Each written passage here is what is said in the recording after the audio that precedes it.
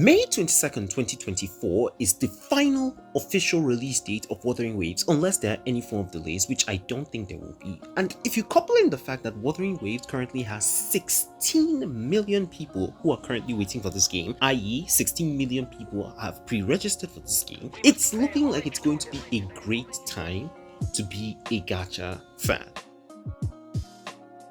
Now, I've already talked about the most important thing that was discussed on the stream, which is the release date, but there were other things that the devs talked about, which we can also go over. Now, technically, if you've seen the dev notes that the devs released a few days ago, you don't really need to watch this live stream, but these things are quite important, and it's actually nice that the devs took out their time to actually address these issues. I also love the fact that they started by thanking every one of us for the amount of feedback that they got for CBT2. Right after they finished thanking us, they started to discuss most of the optimizations that they're making to the global version of Wuthering Waves. But before we talk about that, I need to highlight something that's very important.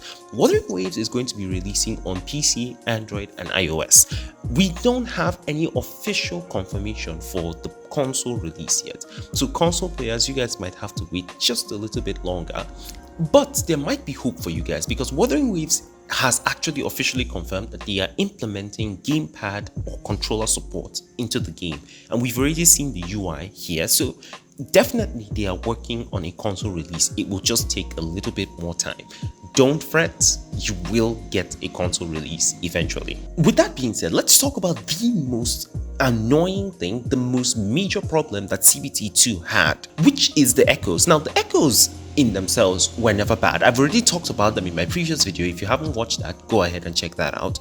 But Wuthering Waves has addressed one of the major problems that we had, which is the fact that you cannot dispose of useless echoes. So right now, Wuthering Waves has added a feature called data merge, where you combine 5 echoes that you have to get a brand new echo. That's very, very nice. For Genshin Impact players, this would be very, very similar to the strongbox system.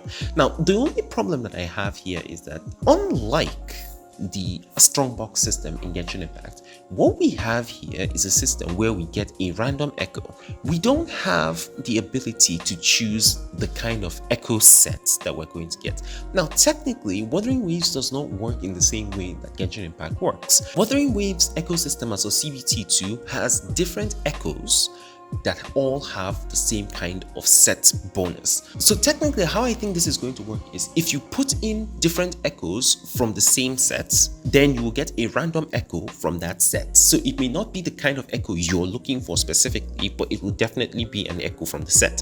This has not been confirmed, but this is how I think it's going to work. Now, with that being said, another problem that Wuthering Waves had, and I talked about this in my previous video as well, is that whenever you use an echo to level up another echo, you don't get anything back in return. You don't get your tuners back. Like, it never made sense, and Wuthering Waves has addressed that issue.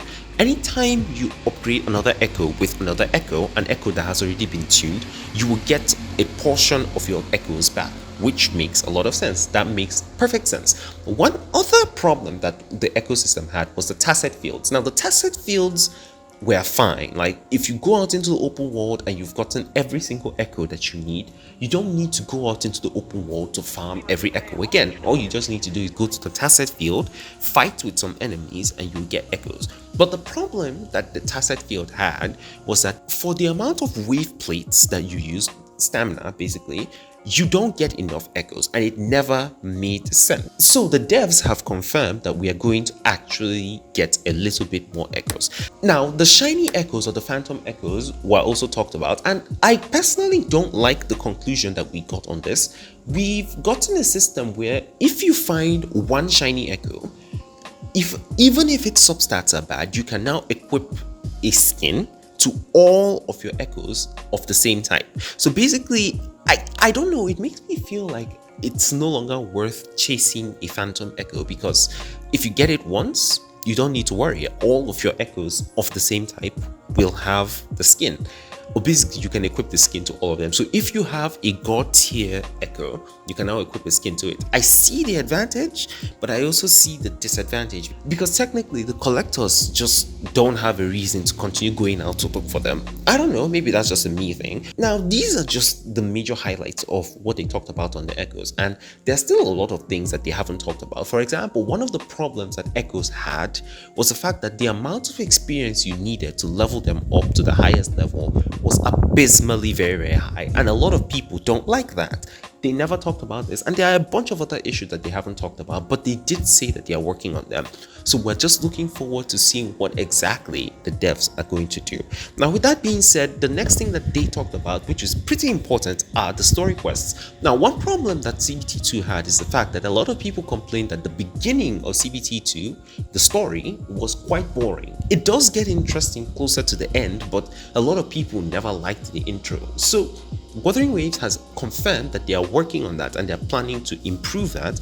They've also talked about another complaint which people had, which is the fact that sometimes characters will be talking, but the audio is like behind them. So basically the audio is not synced properly, the characters don't have good facial expression, the camera placement is terrible, etc, etc. All of these things are now being worked on. Another thing that they mentioned cheekily is the fact that they're adding a Yinlin character story. Yay for all the people who like her. And the last thing that they actually talked about were sound effects for the game. Now, sound is a very important concept in Wuthering Waves. I've been saying this for the longest time. It's also something that they've been talking about since the beginning of the game. And it's also interesting because a lot of people were complaining about the sound effects. For example, Life from the channel No Christ No Life talked about how guns in Wuthering Waves don't sound like guns. They sound like pea shooters, basically. They don't sound powerful enough. And a lot of people have had other different complaints about the sound effects. So Wuthering Waves, what they've done, at least to my ear, is that one, they've made the sound a little bit closer. Like if you listen to this comparison, now this is not from a sound expert, I'm not a sound expert, this is just how I understand it. Before, the sound sounded like it was just a bit farther away from you. Now the sounds sound a lot closer to you, and they also sound a little bit louder.